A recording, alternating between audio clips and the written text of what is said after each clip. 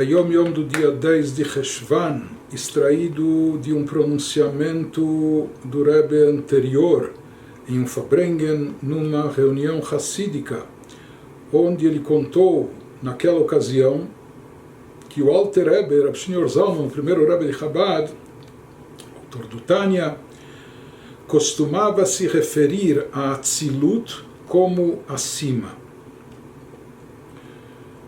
Entre os conceitos que são comumente trazidos nos ensinamentos hassídicos, se fala dos 4 mundos espirituais, das 4 dimensões, Atzilut, Briah, Yetzirah, Asiyah, campo da emanação, da criação, da formação e da ação,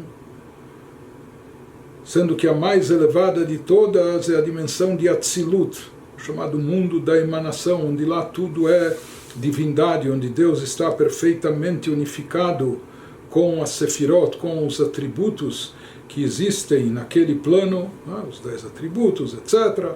Então isso se refere ao mundo de Atzilut, que é o mundo mais elevado, é o campo espiritual mais elevado dentro do campo de desencadeamento da energia divina que chega para o universo, para o mundo, para todos nós. Então o nível mais elevado é Atzilut, chamado mundo da emanação, conforme explicado na Kabbalah, trazido na Hassidut. Se fala quando o Alter Rebbe, Rav Shneur Zalman, se referia a esse nível espiritual, o mundo de Atzilut, ele se referia acima, plano superior, aquilo que está lá em cima, acima. Não é?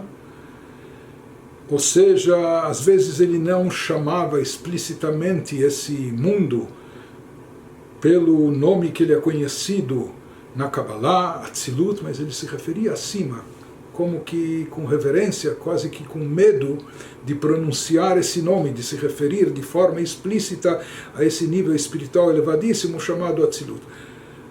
Nós, realisticamente, não temos não só que não temos toda essa sensibilidade espiritual, não temos um mínimo de sensibilidade como tinha o Alter Rebbe, por isso nós podemos falar Atzilut, à torta e direita, sem se incomodar. Mas para o Alter Rebbe, que sabia, entendia, sentia o que era Atzilut, ele tinha tanta reverência que tinha até medo de falar desse nível, ele falava acima, aquele plano lá acima. Conta-se que por causa da intensa comoção, quando ele escrevia os discursos hassídicos contendo os seus ensinamentos, etc., ao escrever essa palavra, quando ele se referia na escrita ao mundo de Atzilut, ele não podia escrever a palavra completa por extenso, ele não podia escrever mais do que Atzi. Então, em hebraico, isso é uma forma de escrita. No hebraico, de uma palavra conhecida, ele escrevia apenas a primeira ou as primeiras sílabas, Atzilut, com um apóstrofo, alguma coisa assim, mas ele nem completava a palavra inteira por extenso, Atzilut. Mais uma vez, por tamanha reverência, ou até medo de escrever isso completo por extenso, então ele escrevia apenas a primeira parte da palavra Atzi, com apóstrofo, e a gente já sabia que era Atzilut. Assim contou o Rebbe anterior sobre o Rav Shneur Zalman.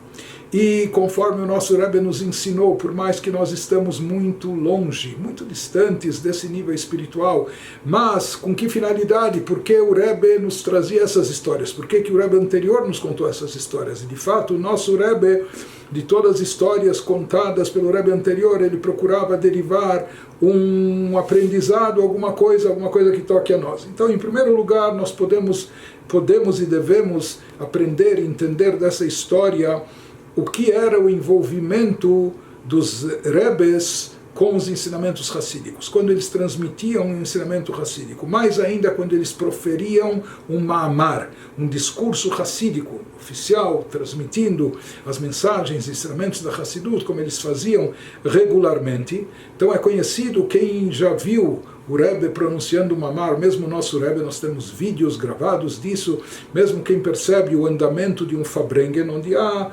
pronunciamentos, etc. Mas quando chegava a hora do discurso hassídico, pode-se perceber que o Rebbe se transfigurava, a própria feição no seu semblante era diferente. O Rebbe o Rebbe assumia uma postura, parecia que o Rebbe já estava num outro mundo, não é? Então nós víamos isso refletido no seu semblante, na sua linguagem corporal, em todos os aspectos. E o Rebbe falava, inclusive, numa velocidade com uma melodia especial, esse mamar.